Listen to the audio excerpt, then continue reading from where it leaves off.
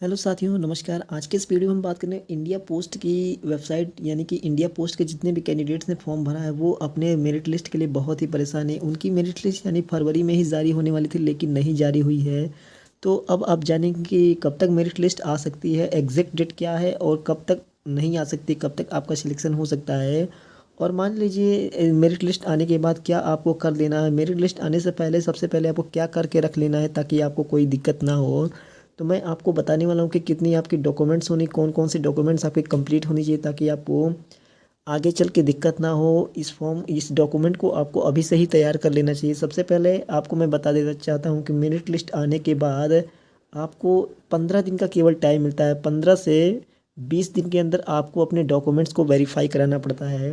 Verify कराने के लिए कौन कौन से डॉक्यूमेंट्स मांगे जाते हैं, तो देखिए सबसे पहले तो आपका हाई स्कूल की जो मार्कशीट होती है वो सर्टिफिकेट और मार्कशीट दोनों एक में ही होती होती है 2012 के बाद से।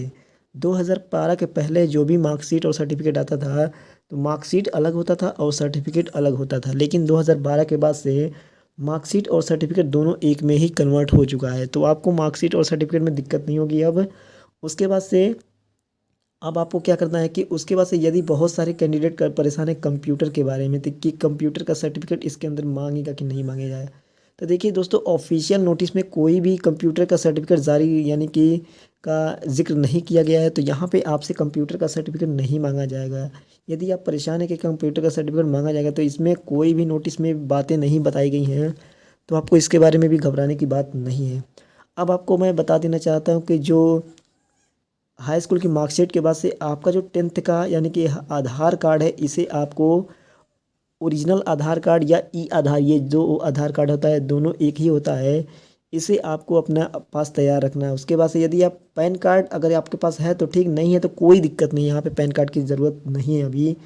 उसके बाद से आपको एक जाति प्रमाण पत्र और एक निवास प्रमाण पत्र, निवास प्रमाण पत्र तो सबसे ज़्यादा इम्पोर्टेंट है, प्लस जाति प्रमाण पत्र भी आपके लिए बहुत ही इंपॉर्टेंट है, क्योंकि जब आपकी मेरिट लिस्ट आएगी डॉक्यूमेंट वेरिफिकेशन में ये डॉक्यूमेंट्स आपके मांगे ही जाएंगे प्रॉपर। उसके बाद से आपके स्कूल से एक कैरेक्टर सर्टिफिकेट बनता है ताकि आप स्कूल को बताया जाता है, यानी कि कैरेक्टर सर्टिफिकेट मतलब ये होता है कि आपने वहाँ रेगुलर पढ़ाई की है, स्कूल वाले बना कर देते हैं। उसके बाद से एक अगर वेरीफाई करने के लिए होता है पुलिस वेरिफिकेशन। पुलिस वेरिफिकेशन आप कहीं से भी जनसेवा केंद्र से ऑनलाइन करवा सकते हैं, आसानी से बन जाता है। और आपके थाने पे एक बार आपसे फ़ोन आता है, आपको वहाँ जाके मिलना पड़ता है, उसके बाद से ऑटोमेटिक बन जाता है। 200-300 रुपये खर्च होते हैं लेकिन बन जाते हैं। अब उसके बाद से क्या करना पड़ता है आपको कर लेना, देखिए एक 10th की मार्कशीट हो गई, उसके बाद से आधार कार्ड हो गया, उसके बाद से आपकी जाति हो गया या आय हो गया यानी निवास हो गया जिसे हम बोलते हैं।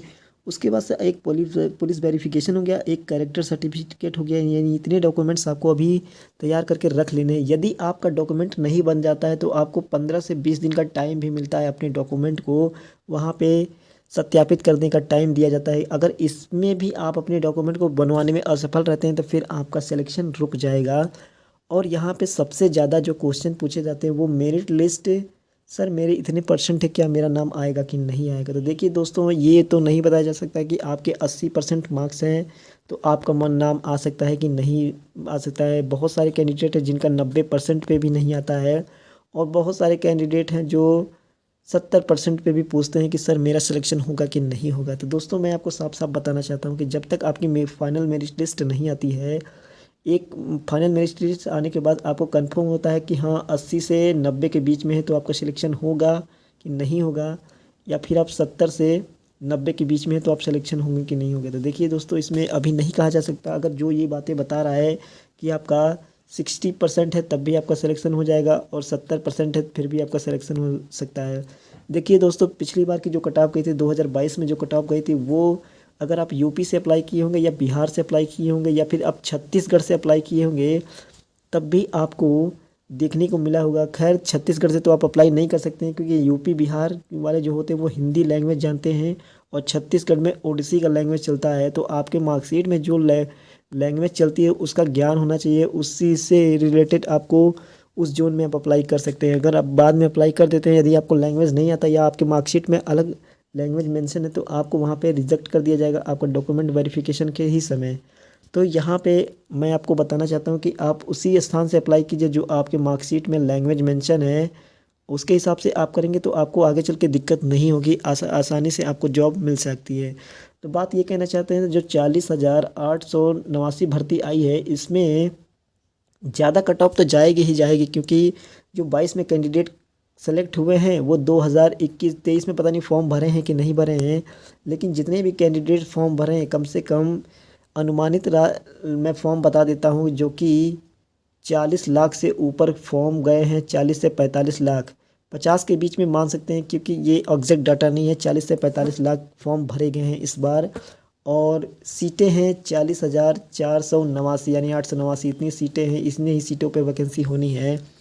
अब यहाँ पे आपको देखने को मिलेगा जो आपके परसेंटेज होंगे, वो परसेंटेज आपके अगर 90 से 80 से भी, अगर अभी 90 हैं जो कि SC ST PH कैंडिडेट है, इनका सिलेक्शन तो हो जाता है इतने पे, लेकिन जो जनरल और OBC के कैंडिडेट हुए हैं उनकी 90 से लेके अगर 95 के बीच में है तब उनका सिलेक्शन पक्का होगा। यदि इससे कम है तो उनका सिलेक्शन ना के बराबर है, मान लीजिए। और ये कम से कम 1 से लेके 7th लिस्ट तक आती है। ऐसा नहीं है कि एक लिस्ट आ गई उसके बाद से दूसरी लिस्ट नहीं आती है। एक लिस्ट के बाद से दूसरी लिस्ट आती है, फिर तीसरी लिस्ट आती है, फिर चौथी लिस्ट आती है। तो आपको सभी लिस्ट में अपना नाम चेक करते रहना है। जब तक आपका नाम नहीं आता, यानी कि लिस्ट आना बंद नहीं होती, तब तक आपको अपना नाम चेक करना ही होता है। ऐसा इसलिए होता है क्योंकि मान लीजिए जिसकी फर्स्ट लिस्ट में नाम आया, वो कैंडिडेट्स को पता नहीं चला या अपना डॉक्यूमेंट वेरिफिकेशन नहीं करवाने गया, तो उनकी सीटें वहाँ पे खाली रह जाएगी। तो वही सीटों पे फिर सेकंड मेरिट लिस्ट जारी होगी। अगर सेकंड मेरिट लिस्ट में भी वो कैंडिडेट्स वहाँ पे नहीं जाता है, अवेलेबल नहीं होता यानी उपस्थित नहीं होता, तो फिर वह उसकी जगह पे वो खाली रहती है, तो फिर वो थर्ड लिस्ट में आती है। इसी तरीके से जितनी कम कम कट ऑफ होती है तो उतने लिस्ट में कम कम कट ऑफ जाती रहती है। तो इस तरीके से इसका ये फंडा है इंडिया पोस्ट के डाक विभाग में आपको जाने का। तो आशा करते हैं कि आपको सभी जानकारी समझ में आ गई होगी। और बात रही कि रिज़ल्ट की, तो देखिए होली के बाद से ही आपकी मेरिट लिस्ट आएगी। होली आपको है 8 मार्च को, यानी 8 मार्च से लेके आपका 12 मार्च तक आपका जो फर्स्ट मेरिट लिस्ट आ जाएगा। आपको घबराने की ज़रूरत नहीं है, क्योंकि होली की तैयारियां बहुत ज़ोर शोर से चल रही हैं। इसलिए अभी आपको जो बताया गया था कि मार्च के फर्स्ट वीक में आपका मिल जाएगा मेरिट लिस्ट, तो इसमें नहीं मिलने वाला है। आपको ध्यान देने की बात नहीं है, आपको 12 मार्च से पहले मेरिट लिस्ट नहीं मिलने वाली है।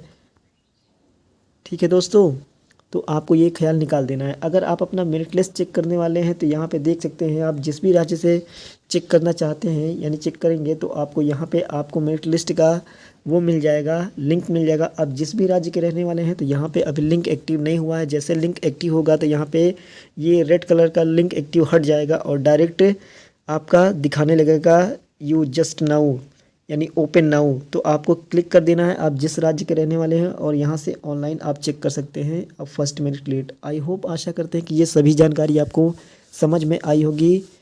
ऐसे ही लेटेस्ट अपडेट पाने के लिए आप हमारे चैनल को सब्सक्राइब कर सकते हैं। जय हिंद, जय भारत।